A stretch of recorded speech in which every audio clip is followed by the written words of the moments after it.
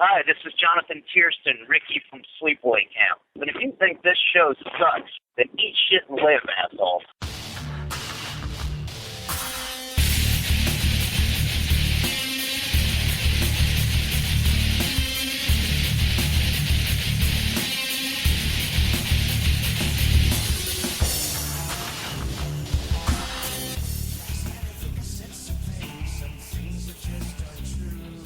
All right, welcome to the final installment of our Sleepaway Camp retrospective. In this one, we are going to cover Return to Sleepaway Camp and a little bit of Sleepaway Camp The Survivor, Part 4, if you want to call it that.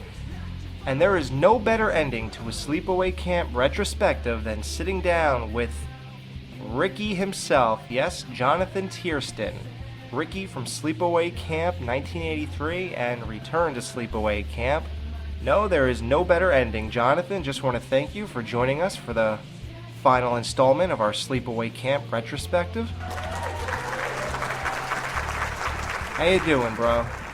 Out here in California doing stuff for this zany business again. So, yeah, I'm supposed to have a couple meetings. I have an audition in Arizona coming up, so. Cool. Sounds good. So, obviously, this summer came back and, Sleepaway Camp fever is back, and we decided to do a little retrospective thing, and I believe you got to hear a little bit of it. I did. Well, and you guys know far more about the series than I do because I've never seen 2, 3, or 4. Really? Really? I was actually going to get to that. You've you never even... Now tell me, how do you go that, that's your whole thing besides the music, and when you go to these conventions and people, millions of questions, how is it you never were curious to even know what they did after your movie? Yeah, wow. What a question. I don't know. I think if you asked me, in 5-year segments, I think I would give you different answers every time. Yeah. I think at one point I was angry. Mm-hmm. Because I wasn't asked to be in the first sequel, right. And I didn't really understand why, and that's when I was still in the business, and then, and then I quit the business for quite some time, and so it never really occurred to me at that point. I didn't really watch Sleepaway Camp 1 either for probably 15 years, and then I started doing the conventions. Frankly, people just don't ask me about the other ones that often. I think they ask Felissa more because her character was played by someone else. So for me, it was almost as if they just didn't exist. Yeah, that's really interesting. I mean, they had nothing to do with the first one as far as I could tell from what people say, so. Right. Why is it that you never watched the first one for 15 years? Did you not like it? Like, was it not a good experience, or you thought... No, it was a fantastic experience. For me, there was a whole period of where it was very hard for me to be known for just one thing because I was trying so hard to do something else.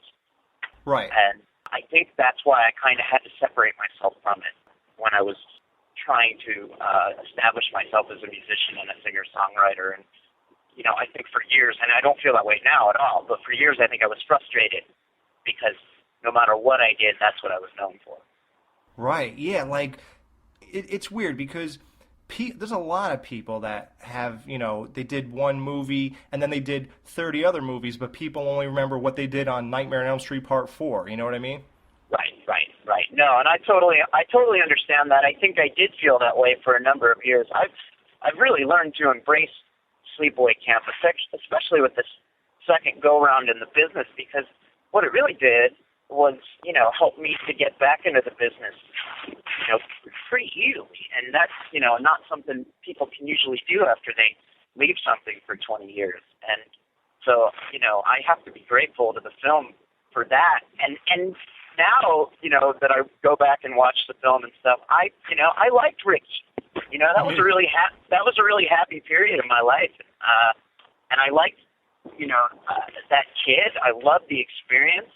So I think now I'm a little more nostalgic and grateful about it. And I think, anyone who knows me knows that I'll get on to, I'll start asking the person I'm talking to about their life, and we'll get on another subject before you know it. And I think anybody who's met me at the convention knows that, I'm not going to be standoffish, but I'll talk to you about anything. I don't care what it is.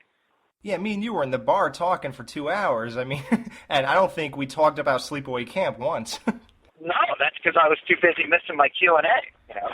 Yeah, right? Oh, I love all the, all the theorizing and stuff that goes on. I think one of the things that I noticed, and I was just staying at my friend Ron Oliver's house. He's a director, and in fact, he wrote and directed Prom Night 2 and 3. You know, the what is it, Goodbye Mary Lou or whatever series part. Yeah. And he, Ron is very funny about it. But I said, here's what's really weird about the Sleepaway Camp thing is I said, now, 30 years later, the legitimate reviews are coming in. And so what you get is these guys who are really good writers talking about Sleepaway Camp and really dissecting it. Yeah. And I think it's funny. I think it's great. I mean, if it's well written, I don't care. Write about whatever, They're not writing about the crying game. Yeah, exactly. You see, that's what we do on the show. Like, when we did that retrospective that you heard, as you could tell, we were getting nerdy about it, and, was Angela staring at Judy because she was attracted to her, I caught that whole part. I like that. Yeah. I was like, because I had never thought about it. I'm like, I don't know. What was she? Yeah. I thought it was just that typical blank stare, and then all of a sudden I watched it again for the show, and I was like, I wonder what she's actually, what's going through her mind there. But, it's a movie. But, whatever. Well, Felissa Rose is a great actress. I mean, and even with just that blank stare, she emoted a lot. Yeah. I think that's one of the hooks to the film, Right. Yep. Definitely. Yeah. Now, you liked Ricky. Now, I just want to know, did that Yankee shirt, did Ricky pick that out, or did Jonathan pick that out? Ricky, in fact, Ricky didn't even pick it out. The Yankee shirt was picked out by the wardrobe people, and I had real issues with it because I'm a Mets fan, and my brother Michael, my older brother Michael, was a Yankees fan, and so he took great pride in the fact that I was wearing, and he gave me terrible ribbing about it too, that I was wearing a Yankees shirt. Robert Hiltz is a huge Yankees fan. In fact, when we filmed Return, we were watching the World Series, I remember. But I was like, I can't believe you're going to make, I was more upset about that than a cowboy hat, And, but the short shorts, I'm not going to lie to you, those were mine. I went to the first audition with those short shorts and that Tequila Sunrise shirt on. Really? I kid you not. All right, just tell me Chino's shirt, that cutoff shirt, was not his, though. No. Nor did I ever cut the sleeves off of any of my shirts, which if you could see my arms, you would know why. But the short shorts, I've always been very proud of my legs. Well, I have no issues there. Yeah, no, you did an excellent job. It's funny, like when I watch this, I have to think of other things, for the show and stuff, and one thing that came to mind, what did your parents think about, like, all the language and stuff? Like, did they care? Were they like, honey, our family's going to see this, and things like that? My family thought the same thing, they'll probably hear this someday, but they thought the same thing they thought about pretty much everything else I did. They didn't really care. It was... the fact that I did a movie it just didn't really mean very much to them. Still doesn't, Wow. That's just the way things are in my family, and that it had that, completely twisted ending. I never heard anything from my parents about that. Really? At all. Nothing, yeah. They weren't like, why are you in such a sick movie? Did you read the script? They didn't say nothing. Nothing. In fact, I had a conversation with my mom recently, because I had just done The Perfect House, and then I did another movie called Redemption, and now I just got booked for a movie called The Fallen One, and I go, I'm a mass murderer in one, I'm a child predator in the second, and I'm a coke addicted biker in the third. And I think that's the first time that she ever was like, why can't you just play somebody nice? I was like, at 40 years old. Yeah, I was like, Ricky was nice. You didn't care about Ricky. What's the difference? Right. But no, they never said the word boo, and so the ending to me was like, I don't know why. I still think back on this. It didn't surprise me.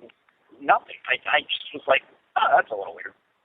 Wow. And I think I was one of the only ones who had the original script.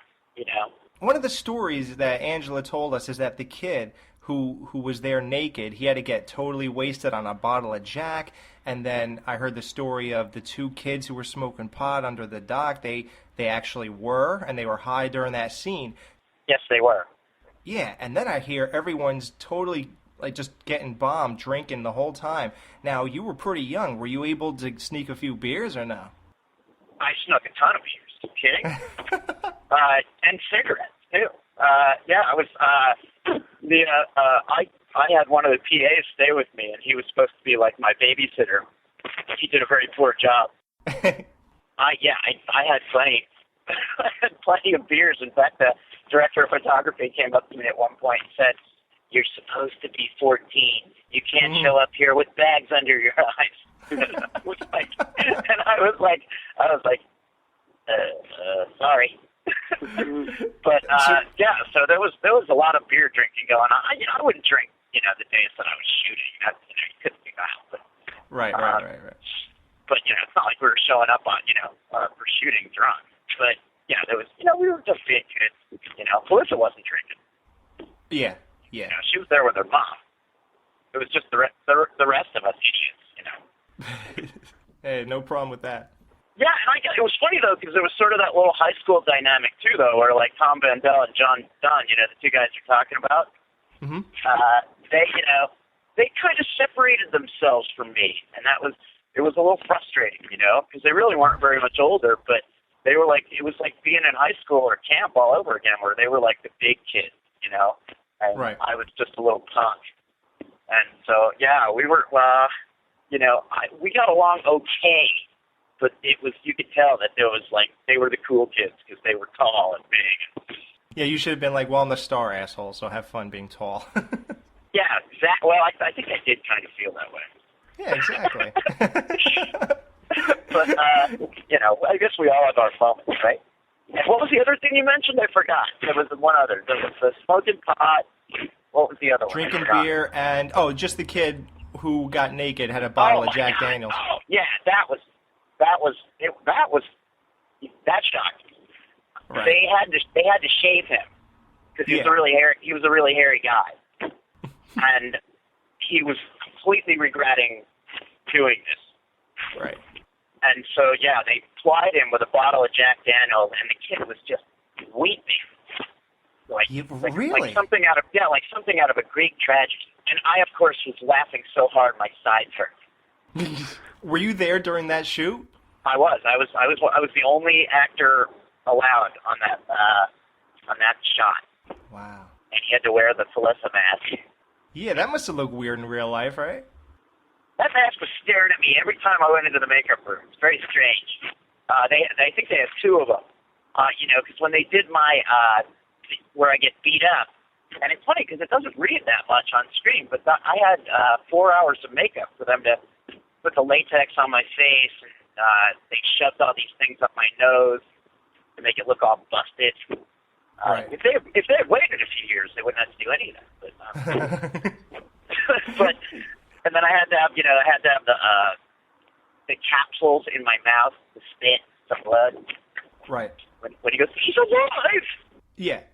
You also said you didn't watch Return to Sleepaway Camp. Now, here's why I'm pretty curious, because I was going to ask you what you thought of Return to Sleepaway Camp, but did you see the finished product even once? Nope. No? And why is that now? I was in a pretty crummy place emotionally when we shot it, and so I wasn't happy with my performance, and so I just didn't want to see it, and I never have. And now that I'm, legitimately, with both barrels, back in the business, I don't have a problem watching the stuff I'm doing now because I know I'm, doing it with the right intensity and concentration and all of those things. So, Return was, it's just, it holds no allure for me. No sentimental... No, I just know my performance. I know, and I haven't seen it, but I know it wasn't good. So, I'm like, I'd rather watch something I feel like I did a good job in. Right. I don't like watching myself, in general, on screen. I find that to be very difficult. I'd much prefer to listen to myself play music than to watch myself act. But acting is something that I've gotten back into, and it was what I was trained for in college. So I'm taking it as seriously as I take my music. So I think. Oh, really? Yeah, I'm sure there's some deeper psychological reasons for why I don't watch Return. But I'd have to go to a therapist to find out. And you don't really care that much, right? No, it doesn't. Yeah, I'd rather figure out how to get my 6-year-old to stop complaining about going to day camp. And he's the coolest. He's the coolest kid ever. He's going to be way cooler than Ricky. Oh yeah. Oh yeah. Wow, that's awesome. But one thing, when I talked to Felissa Rose, she said, "Are you going to ask him? I know you know what's coming." Sex. What were you going to ask me? I'm sorry. Okay, so you and Felissa, 20 years after Sleepaway Camp wraps up, you and Felissa meet up again, and sparks start flying. Yep. And you're like, how about, we dated for 2 days on set. Now we're older now, and you're single, I'm single, so. It was inevitable. I think it was an itch that needed to be scratched with the two of us. And, right. I think in general, two actors trying to be in a real relationship is a disaster. She is an amazing lady, a fantastic mom, great wife, and she's my best friend. And so again, I think everything ended up the way it should have ended up, and that really worked out well for both of us. I think it helped us, and we give each other a lot of emotional support. Wow, you're best friends, so you talk like every week or every 2 weeks or every month at least? No, we talk way more than that. Wow. Yeah, we talk several times a month. That's great. We go to these conventions more often than not as a package deal. Mm-hmm. We're sort of like Abbott and Costello. We're just because we crack each other up, and she's so funny. Oh my God, dude, you have no idea. She could do stand-up if she wanted to. She is hysterically funny, self-effacing. She's very comfortable in her own skin. Yeah. When we aired the interview, the most feedback we got is everyone said what a great sense of humor she had. Oh, she is. Yeah, she's one of the funniest people I know. And anybody who can make you laugh is a good friend to have. Yes, and she said that she claims that you said to her that she scares you. Always, yeah. She's just. I think what I see in Felissa is a lot of myself. She's very intense and emotional, and right. I didn't need two of me. One was enough. My God, Yeah, you need some yin-yang going on, right? Yeah, my wife and I are, we have many things in common philosophically, but she believes that, you don't say anything unless you really have something to say, whereas I'm, constantly like, Robin Williams meets Steve McQueen or something. But, because I go from like I can't shut up to I'll shut up for days, because I like being by myself too. Yep. But whereas my wife is far more consistent than I am, and so that's a nice balance, and she's also much smarter than I am, and much more beautiful. So it's a pretty good balance. Yep, sounds awesome. Yeah, and I always laugh because you see Sleepaway Camp, and I always tell people that you have Ricky who's like, you cocksuckers, you pricks, et cetera, and I said, in real life, if you see us, it's like the opposite. I'm the one who's clamming up, and she's the one yelling. Right. Yeah, and she's all quiet in the movie, yeah. Exactly. That's funny, man. Yeah. Well, there's nothing better than a stunningly beautiful woman who is not afraid of, looking silly. Yeah. And she's got that in spades. Yeah. So, are you guys going to do any package deals? I know Monster Mania is coming up again. Well, the next one that she and I are doing is Spooky Empire in Florida. Okay. And that's I was trying to do Days of the Dead with her, which is coming up next week, I think, or 2 weeks, but it just didn't work out schedule-wise. But then we're doing Spooky Empire in Florida, and that's going to be a big one. but I think they're bringing in Aunt Martha and some other people too. Yeah, there was a lot of talks about Sleepaway Camp reunion because you got Aunt Martha back. Now, would you still be willing to do the reunion if Robert Hiltzik gets it going? Yeah, I'd do it in a heartbeat. Of course I would. You know, and plus it's an excuse to hang out with Felissa. I mean, what's better than that? You know, and I'm good friends with her husband too. So you know. Oh yeah, the guy in CKY. Yeah. Yeah. Did you guys ever talk about like maybe getting together in a movie again? That has nothing to do with Sleepaway Camp? We did do that in The Perfect House. We're just not in scenes together. Oh, okay. We're both in the movie. You can rent it on Facebook. Yeah? They're doing a limited Facebook release where you can rent it for $3, and but that's before they roll out the DVD. But I think it's a great way to watch it. That's how I saw it. Well, I saw it in the theater a couple times too. But even my wife saw it and said she said, I cannot watch that again. And I was like, why? And she's like, you do things that you do when we're fighting. And she said that was really hard. But Felissa plays a mom whose kids are getting slaughtered. It's a series of 3 vignettes. And Felissa's amazing. One of the reviewers said she looks like she's channeling Sigourney Weaver from Alien. Wow. But yeah, I recommend it highly. Okay. Yeah, guys, check that out on Facebook. Yeah, it's really cool. And it's really dark. Yeah. I might just rent that tonight. It's so much fun, I'm telling you, especially if you have that thing where you can plug it into your TV. Yep. It's not 1080, it's 720, but it's fine. Yeah, it's still good. That's cool. Now, what about 10 Tiers? Now, that's, once you cut through all this, I was Ricky, blah, blah. Your real thing is this band, 10 Tiers, which is obviously your name backwards. Right. It's like, well, I mean, I always tell people I didn't choose music. Music chose me. And right. I started playing professionally right after college in Manhattan during that whole period when Blues Traveler and Spin Doctors were there. Okay. And Joan Osborne. And it was, it was an amazing time. It was, as soon as I started performing, I was like, gosh, this is it. But then, the reality was pretty darn harsh, a lot of jobs I didn't like just so I could continue to play. A lot of experiences with a bunch of guys in a van. I'll never forget driving a U-Haul that had no air conditioning on the 405 in California. The radio DJ comes on and says, the current temperature is, it's 50,000 degrees out there. I had my head on the dashboard, and I just was like, but throughout that, I studied really hard. I became a better songwriter and better singer, and now in the movies that I've done of late, I've added to the soundtracks.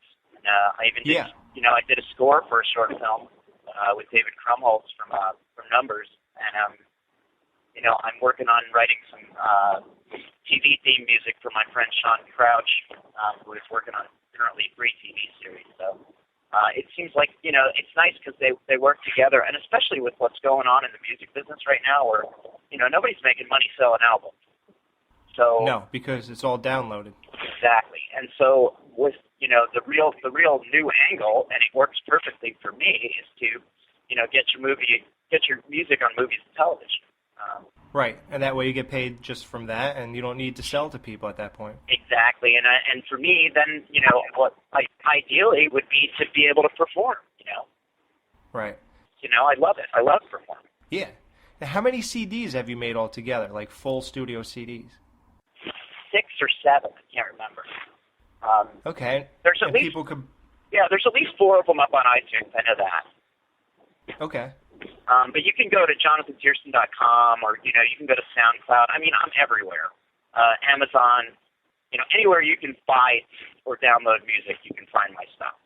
Cool. And if people just want to check you out and see what it's all about, what would you say maybe is your best 2 or 3 songs, your favorites? There's a new one that everybody seems to like a lot, which is called Vertigo. Mm-hmm. And yeah, I think people go pretty goo gaga over that. Some of the older songs, there's one called Walk on Water that people like a lot. And what else? Let's see. Oh, and then from the album called Don's Club Tavern, there's a song called How to Love You. That's kind of a cool rocker with, kind of heartfelt lyrics. People say I'm somewhere between, Van Morrison, Jeff Buckley, Neil Young. It's, in that area. But, but I'll write whatever, because I wrote the theme song for The Perfect House, and that had to be sort of, more like a metal tune. Yeah. How did you feel about The Perfect House, and what was the other movie that you did after that? I did Redemption after that, which hasn't come out yet. The Perfect House was an amazing experience, really fantastic, and Felissa got me the role. Oh, and and it was so awesome, and I got to play a killer, and he's kind of like this really sadistic guy who keeps people locked in cages in his basement, but he keeps this one girl for 5 years because she's his muse, and he's trying to perfect his craft. Wow.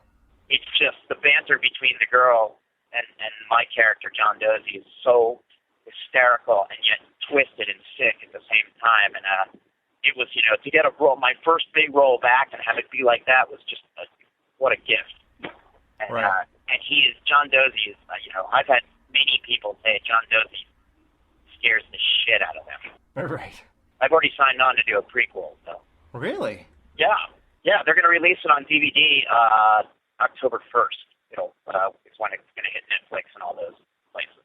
Well, and then Redemption was the one I shot with George Loros from The Sopranos. He played Buffalo Ray Curto, the head of the mafia family, the Manhattan mafia family, the tall guy with the glasses. And so that was really awesome, and I got to act opposite him, which was totally great. So, and that'll come out next year. Yeah. That's great, dude. When you weren't acting for all that time, for a living, did you do music? Did that pay the bills, or did you have to do that and something else? Or? Well, from time to time it paid the bills, and then sometimes it didn't. And so then I would have to, get a job, and then for a while I even owned a bar for cool. 2 years. Yeah, and we had live music there. We had David Gray's first American performance. We had Dishwalla. We had a lot of people play there. But it was David Gray who was that was when I said I can't do this anymore. And David came to play. He was fantastic, and then he and I sat up sharing a bottle of scotch till about 5 a.m. And he said, "You can't do this bullshit anymore." He said, "You're a musician. Go be a musician." Right. And I said, "Okay." So I sold the bar and went back to poverty. For a number of years. Yeah. It all worked out, and now you're back in the acting business. You're doing the conventions, and I know that's got to be a great supplement for your income. Oh, I am the luckiest freaking guy in the world. That's how I look at it, because this is insane. I don't know how this all happened, but I'm so happy. And and I signed on to do that new movie, The Fallen One. I'm auditioning for a movie called 41A, which you can look up on Facebook.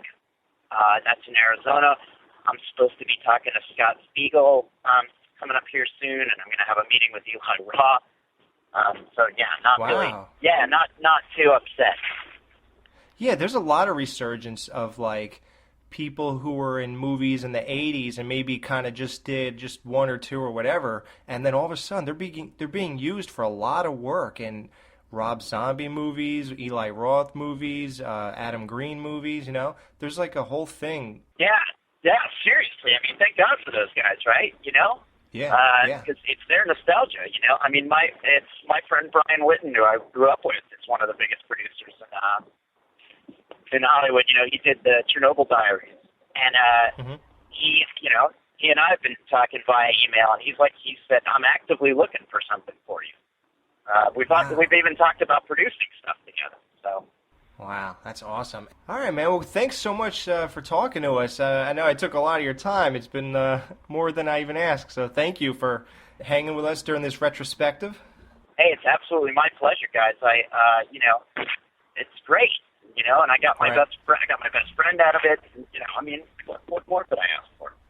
No, nothing at all. Nothing.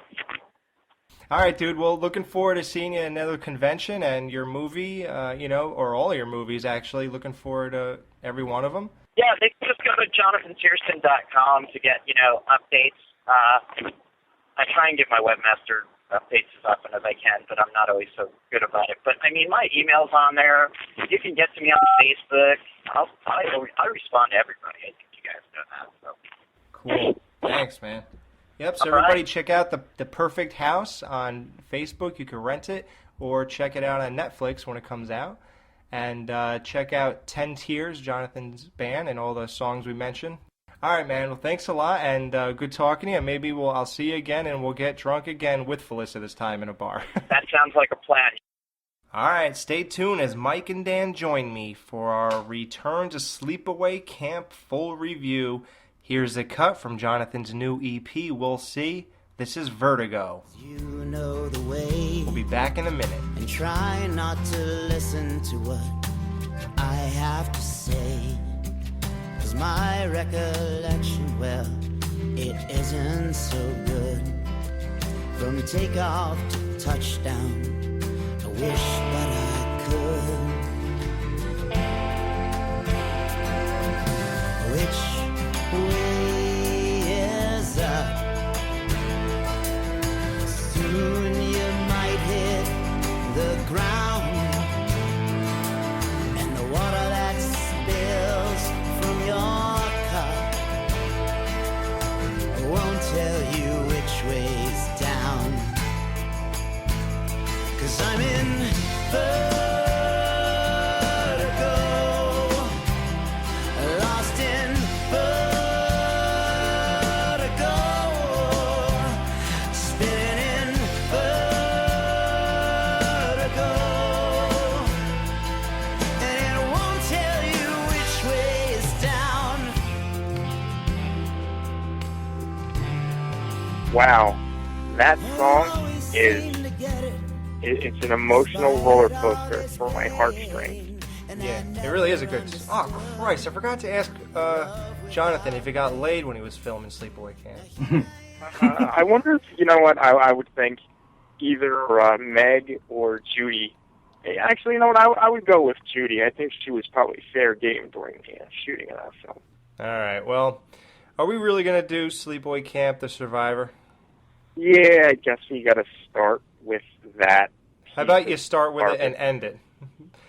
Yeah, let's do that. See if you can wrap it up real quick. Go ahead. It's a really, really poorly put together film that uses the production footage from the 1992 film Sleepaway Camp for The Survivor, which was on the survival kit box set. Alex, I believe you have it. And he took the footage from 1, 2, and 3 from a shitty VHS copy and basically made a best of 1, 2, and 3 that's kind of like intertwined with this new footage to kind of make a new movie about this amnesiac who doesn't know who she is, but we're supposed to believe that she is Angela. All right, I'm already bored to tears. Yeah, it's not very good. The footage, like I said, was taken from a really bad VHS. Do not be like me and spend $23 with, that shipping included to buy this film. Do not do it. Wait, just for that movie you spent that? I did, yeah. Oh my God, Mike. Okay, continue. You paid $23 so some guy could... I know it was over 20, I know that. So someone can splice 4 minutes. Actually, it might have been $20. I think it was 5 minutes. In all fairness, it was 5 minutes of actual production footage. Okay, 5 minutes spliced into 3 movies you already owned.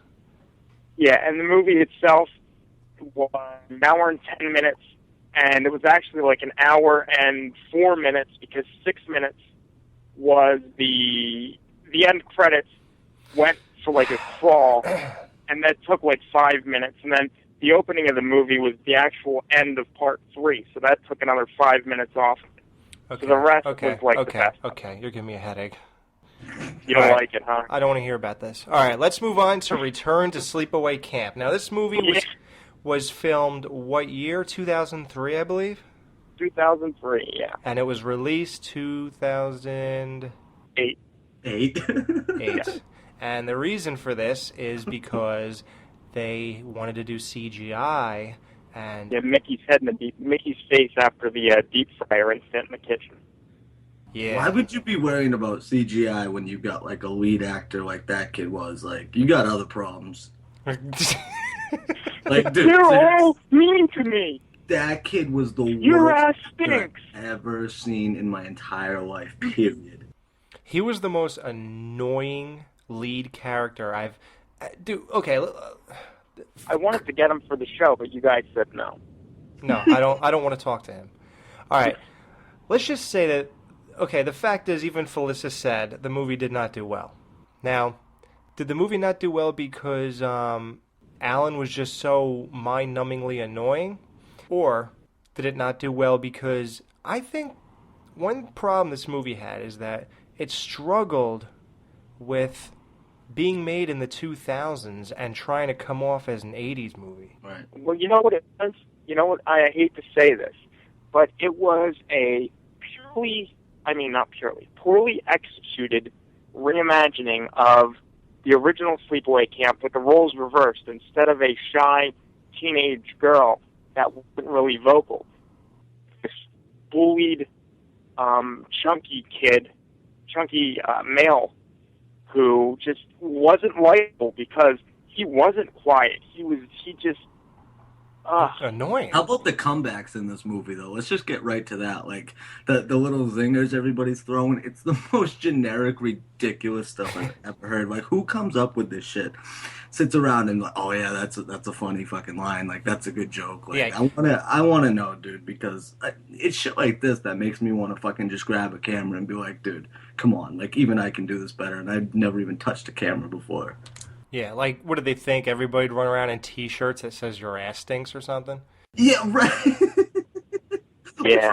Like that's a perfect example. Like, what was that, dude? I mean, I kind of get what they're going for, but dude, like, it was like a lame comedy, like with kills in it. Yeah. Dude, like it wasn't even that funny though. It was it wasn't funny. No, there were highlights to this, and I mean, when I say highlights, it was all comedy shit, dude. Yeah. Like, the fat black girl with all her lines, dude. I was dying.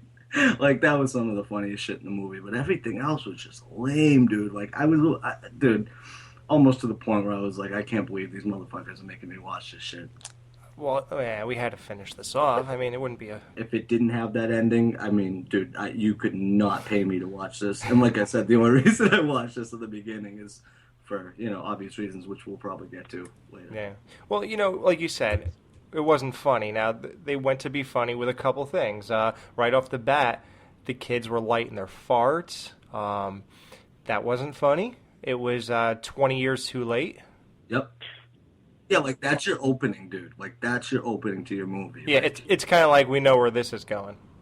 And, dude, I don't want to get on here and, like, sitting back on people's movies, dude, but at the same time, it's like, come on, dude. Like, it seems like, and like Felissa said, she had a great time on this flick. It seems like a bunch of people that got together probably had a fucking amazing time, was laughing at it at the same time they were doing it because they realized it was ridiculous. But at the same time, it's like, dude, this is what you put out to the general public. Like, I'm sorry, dude. Come on. We can do better than this, America. It's funny you say that. Yeah. As I'm watching it, I didn't really know who their target audience was. I'm not sure it was Sleepaway Camp fans. I'm not sure it was people that would watch in a theater. I don't know who was supposed to watch this. But here's the thing. I'm going to say this. I didn't hate this movie. My first viewing, I liked it. The second viewing, which was the next day because I was showing somebody else, I didn't like it anymore. Then, when I thought about the movie before we did this retrospective, and I literally was dreading sitting down and watching this. And when I watched it, I'll be perfectly honest, I was 44 minutes in, and I liked it. I didn't think it was that bad. Like, I was like, gee, I guess it's not that bad. It moves at a pretty good pace. It's not the worst thing I ever saw. I'm sort of into this. Now, I was 4 beers deep. That might have had something. No wonder. Yeah. No wonder. Is that what it was? Yeah, it definitely was. And I'm going to tell you what, I felt cheated with this movie as a Sleepaway Camp fan because when I bought it, you get the case and it says, Felissa Rose and Jonathan Tiersten's name on the cover. I knew, from reading about it that they were involved. Okay, and what's this? I mean, look, obviously a spoiler here, but Felissa Rose is that cop, Officer Jerry or whatever, with the voice box.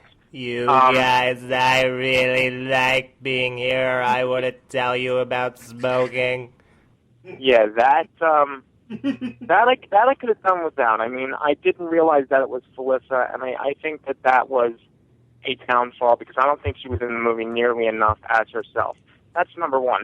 Number two, they say Jonathan Tiersten's going to be in it, and you just see him like 45 minutes in at a construction site. He's like, hey, what's up, guys? Somebody called me? It's like, what?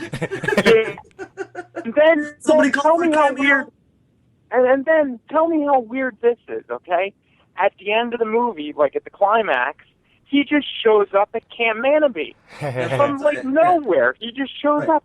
Where the fuck did you come from, dude? That's what I'm talking about. He's like, somebody called me, hey. He comes in with his Slim Shady haircut. I'm not ragging on him, but the Slim Shady, yeah, he has a blonde hair. Yeah, he shows up and he goes, yeah, I came here just to prove it's not me. And he's like, we don't think it's you, Ricky. Bullshit! You know, I thought he was going to start going, cocksuckers, pricks! He said the sheriff called. He's like, you called me with that, you know, remember he was like, the sheriff called me here? Wasn't that it? Yeah, something like that. I honestly felt bad for him because it's like, look, he's not, I don't think he was being used, I don't think either of them were being used to their potential in this movie. No. It's just like Halloween 2, dude. You get Jamie Lee Curtis back, and what do you do with her? You lay her in a bed for 2 hours? Like, what the hell is this? 1 hour and 33 minutes, but that's beside the point. Oh, God, you're annoying. But the whole thing that I don't get is the way that I think it should have gone was, don't think that Vincent Pastore from the Sopranos should have been the camp owner. I think the way they should have done it was Ronnie should have come back in the role of, you know, that Mel played in the original camp owner. And then Ricky should have been the Ronnie character. Well, that would be sad. No, you know what? Come on. That's like ridiculousness, though, because you got to think, what, because Ricky went to camp as a kid, he's so into it that he wants to run one now and, like, work there and stuff. Like, it's just, dude, even having Ronnie there was ridiculous. That would have been more plausible than just throwing him in there, like, just to use the name. Just to use, you know, just for the character's sake.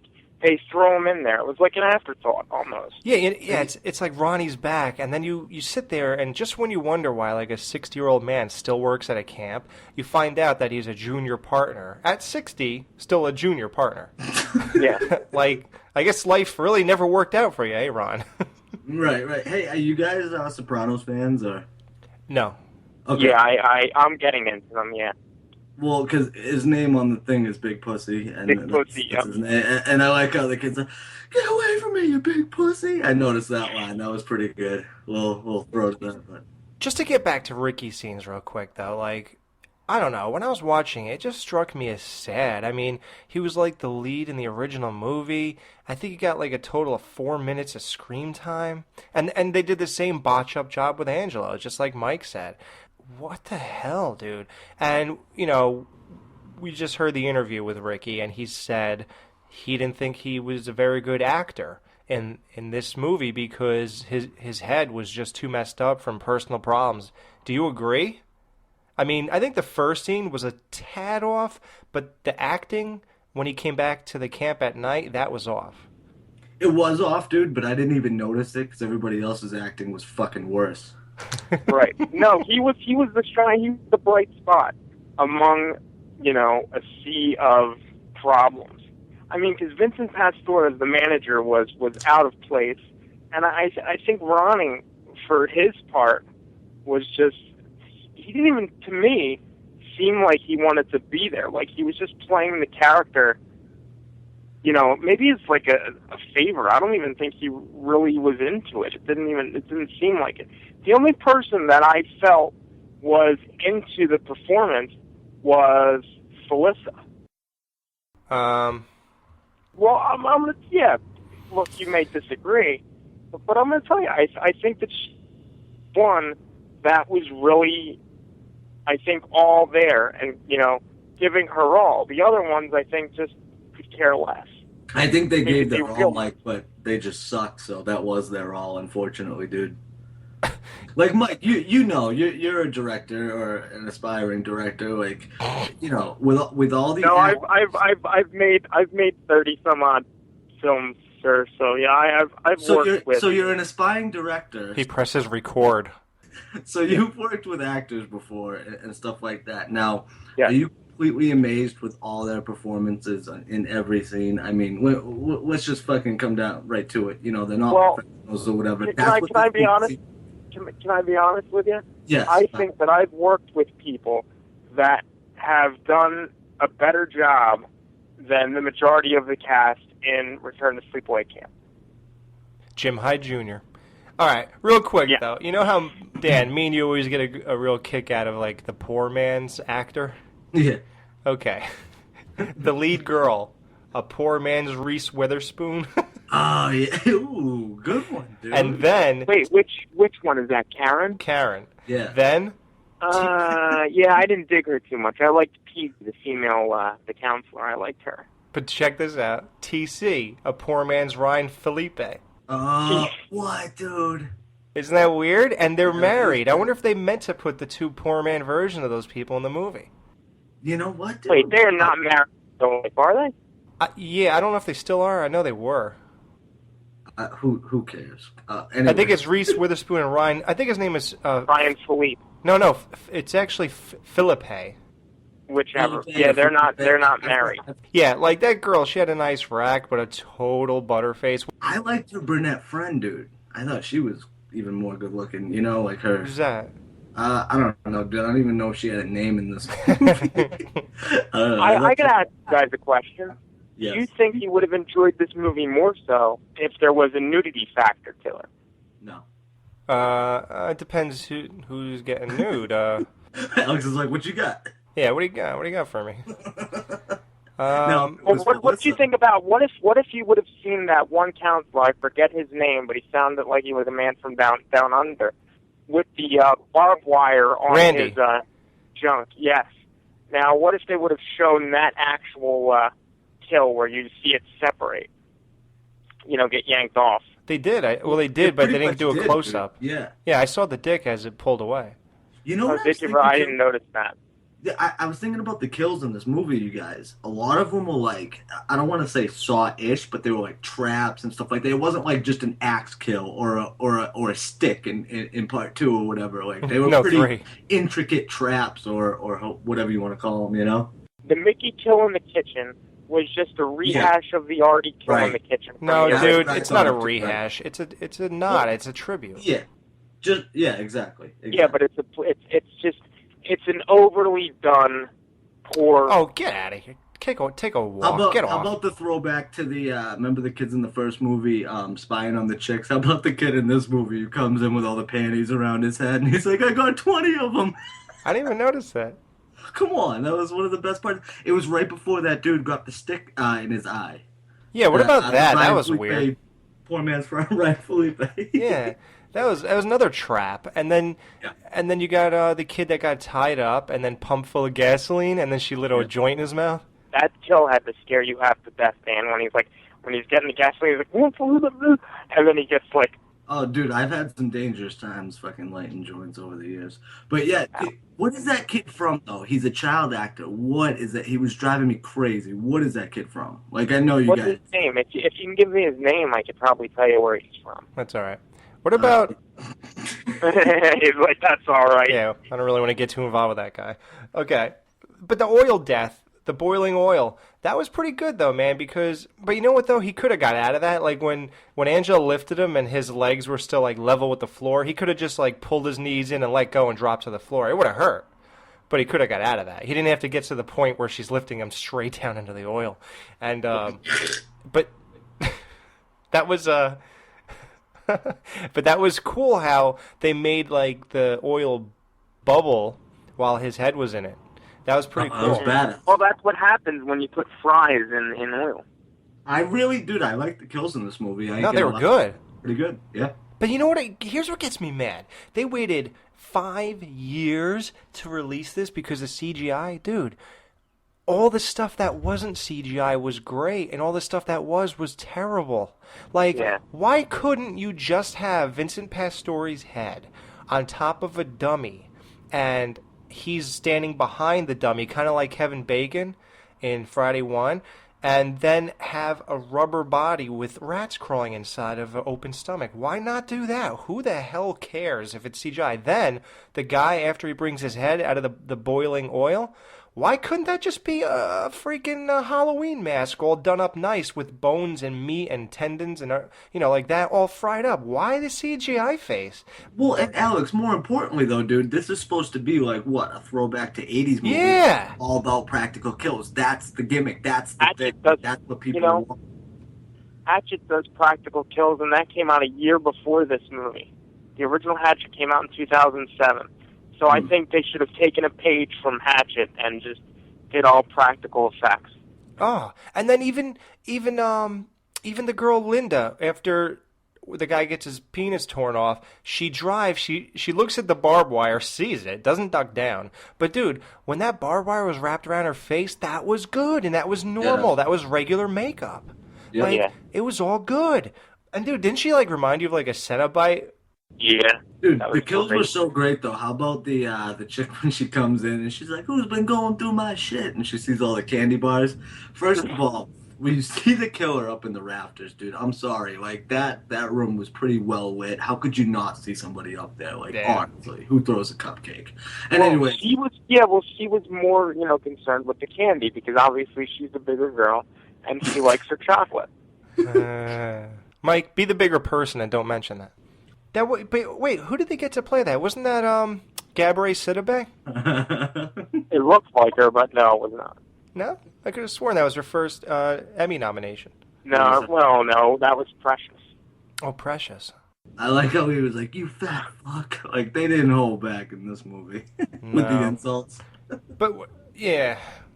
And what's this with Alan not changing or not washing at all? He clearly is not a woman in disguise, so he can shower with anybody that he wants to. Why did he not? He just looks like a disgusting pig. I'm sorry. All right. I want to touch on something here, guys, real quick, because I went to camp for a few years. Now, compared to the other movies, dude, I'd say, unfortunately, this is probably closer to real life than all the other ones, dude. I know people like that kid, unfortunately. There are just people like that, man, and it's horrible. And sometimes you find yourself on one side of the coin where you'll get teased or whatever, or you might be the teasing, whatever. So everybody can relate to that. But dude, I thought that was kind of spot on. That not necessarily the insults and how they said them, but pretty much tonally, it was kind of right on, dude. That's one thing I noticed. I was like, dude, this kind of reminds me of real life. You know what I mean? It yeah, you're right. But here's the thing. Here's what bothered me about Alan's character, besides the amazingly annoying whole deal with him. Yeah. Right as soon as the movie starts, he starts right off like a bully who's really threatening. Right. And then instamatically he comes off as the butt of the joke with all the other kids. He's a pussy who likes frogs and thinks they're his only friend. He says, that's not my lighter. He goes, I don't care, and he grabs it. And you think the kids are all afraid of him. And then right away, when he lights his fart and it's like a dud and the kids are all laughing at him, he goes, what are you laughing at? He's right away, he's already the butt of the joke. Now, it makes you wonder if he acts like an asshole to people because they picked on him. Exactly. Or did they pick on him because he picks on them? No. I don't know how it works. Yeah, I think it's a defense mechanism, dude. Talking about kids that got bullied, man, that's what you see. They try to be the tough guys. Those are the most defensive kids, dude, that get picked on, and they're just they come off as complete assholes, dude. Because better someone else than them. You know what I mean? Yeah. That's not some real shit, but yeah, exactly. His whole character though was so stupid, all around, dude. Yeah.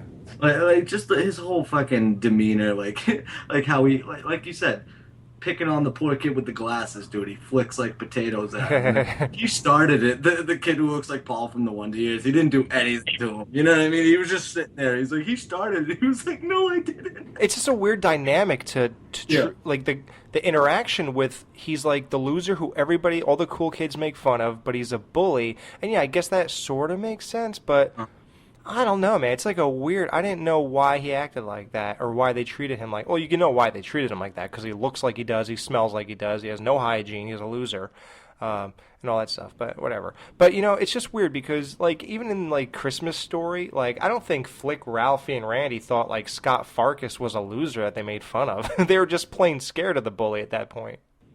Yeah, exactly. This guy was like a joke. I don't know. Hate meatloaf. Now, another pot reference, Dan. What did you think of when they made him smoke shit? I thought it was Wonder what pretty that funny, tastes dude. like. I'll be honest with you though, the way they were trying to get that kid to smoke it, dude, like same thing. That's what I mean though about this kind of being like close to real life, dude.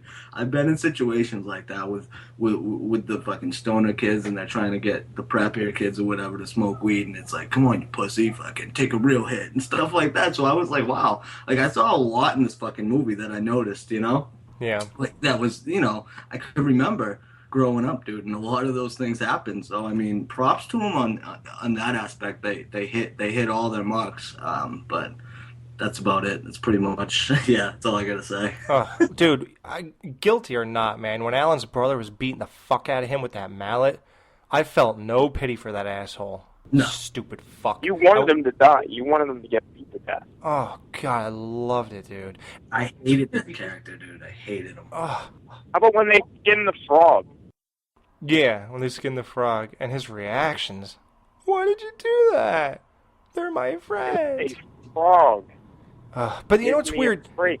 The whole movie was focused on Alan, and by the end of it, Angela was the killer. So his character really had no resolve or had no closure. Like, what even happened to him? He just got hit with a mallet and he lived. Okay. I guess. Yeah. Okay, You know what? good. And I got a question for you. Where did Angela even come from to kill people? What was her motivation to even kill people? Why would she come to that camp of all the other camps? I don't get it. Well, probably because Ronnie's work. And yeah, how did she end up at the same camp Ronnie's working at? Yeah, how does she know that? She's been locked up in an institution, and Ricky's gone to visit her like every 2 or 3 weeks. Well, you know what they said when she was walking and peeling the shit off her face? She was like, everybody, they don't learn. They still pick on people. They didn't know I was here. So obviously she's now defending. Before, in part 2 and 3, she was the enforcer of morals. Morals, right. Yeah, now she's back to the motivation of part 1, where she gets people who pick on her, but now she'll do it for other people. Right. She's that invested in people not getting picked on. And I got that from the script and stuff, dude. But I just it doesn't seem like it seems like they just come up with an excuse for somebody to kill, as opposed to like a Jason where you explain it once and then you don't have to explain it again, or if you do explain it again, it's all referencing this one thing. They've kind of jumped around with why Angela kills and why these things go on. So whatever, right. It's just a reason, basically a reason just to make another sequel. With Angela being locked up and she comes back and she has the same motivation, I think they were like pulling an H2O move and like ignoring part 2 and 3. Yep. Right? I agree. It was a direct sequel. I mean, dude, they even had those kids running around in those short shorts. Whenever you make a sequel, though, that's been a long, extended period of time in between them, dude. It's almost like straight to DVD mixed with, like a couple cameos here. Like, it's almost like trying so fucking hard to where, as if it just seems like if they would have done it right, like, this could have been a great movie, dude. Like, you know what I mean? I don't understand. Here's what I'll tell you. You rewrite the jokes, you redo the soundtrack, and you get better actors, and you get a better wardrobe to fit what you're trying to do. You could have some more neutral looking clothes if you want to make it look more 80s or have that feel. Change the lighting a little bit here and there, and this movie goes up 3 notches. Yeah, but that's a whole different movie. You just change every and you know what? Beef up change the script, change the Jonathan's part. Do you want to know the effects of smoking? I am not Angela, no matter what you might be thinking. Yeah. I am not the killer. man. I really did. I like how I wasn't surprised because by the time we got to this movie and we already interviewed Felissa, I already knew, well about this movie and stuff like that. But just overall, it sucks. I think that last scene was great, dude. Oh, okay. Let's get to that at least. Yeah, let's just jump right to that. Okay. Yeah, that's great. The only time she came out and was Angela for real. I'm sorry. I think, God, I feel so bad because I love her and we just interviewed her. I just think it was a little over the top, the laugh, and I think what she was trying to do was to recreate that face, but make it more realistic by laughing and not just standing there with that, at least have some realism with a laugh. She really doesn't have the voice to go, So. Right. No, Jesus. I'm so glad you're getting my point, Mike. Yeah, right. Yeah, no, I'm just saying she doesn't have the voice to go. She can go. Anyway, the point is that she's trying to recreate something, and it was too forced. And it's not her fault. I don't know what you could have done with that. If somebody tells you to make that face again while laughing like a maniac, I guess that's what it would be like. But then the whole thing where she closed her mouth and looked into the camera at the end, like, what the hell? Again, it's direction, and I like Robert Hiltzik. I love his first movie, and I just I don't know. It's a shame he couldn't come for kind of like give us his thought process for what he was thinking, because maybe his goal for this movie was different. Maybe it was different on paper, and then when it's executed, it was, Yeah, all it right. just turned into the shitstorm that it actually is. Your ass smells. I mean, come on. Your ass stinks, yeah. Your ass stinks. How many times did they throw that in? Dude, it was on paper. It sucked. I'm sorry. And even the bird saying it, that dude, Vincent Pasteur's bird. Yeah, were we supposed to laugh at that? Your ass stinks. I don't know. All right. The comedy was horrible. horrible. You're given X amount of money, though, guys. Honestly, do you think you could come up with a better movie than this? Probably not. I could, in real ability, no, I don't think I could. But what would I have? If they allowed me to sit down with the script, I would fix that up. Okay, if you got to write it, I'm sorry. Yeah, if you got to write the script out. I mean, it's hands down, yes, dude. That's why I feel like it's like a comedy, dude, but it's not fucking funny. Almost to the point where it sounds like it's a big inside joke with all the people that made it. Yeah. They think it's the funniest thing, which, dude, that's what I'm saying. Like, there's things that, me and my buddies find funny that nobody else in the world would. Do you know what I mean? And right. It's like, it's just I think it's one of those type of things, so it kind of gets in a pass in that aspect. But as far as like general like consumption and putting this in the same, with part 1, 2, and 3, it's like, get out of here, dude. Yeah. So besides the movie, there's no what the F moments. Well, you guys hang around till the end of the credits and see that scene with Angela, stopped by the cop and she puts the car down on him and crushes him? I think I did see it the first time I watched it. Yeah. I forgot it now. That was probably Felissa's only scene of hers that I thought was really good. I wish that there would have been more of those in the film. All right. Well, okay, would you guys rather have this movie or no movie, dude? No movie. Fuck yeah, no movie. All dude, right. This goes back to when we were talking to her about remaking it. She was talking about trying to get it going or whatever. I'd rather have it remade than this movie. That's what I'm saying, though. Like, do it right, dude. And it's hard. Which way do you go? Do you go 80s cheese style? Do you go, relevant movie but throwback to the 80s? Like, there's so many cool ways you could go with it. And to come out with a movie like this is almost just like, oh, fuck, you know what? I'll tell you what I would think about a remake. And you know what? I'm probably going to get flambéed for this opinion. But if you're going to remake it, I don't think Robert Hiltzik should involve with writing the script. I really don't. Yeah, I know. After watching this again, I don't think he should. I think that you have to get some different in there. You have to get a different point of view because he's going to try to make a movie like it's 1983 again, and that's not going to work. Dude, it's the same thing that happened to Rob Zombie's Halloween.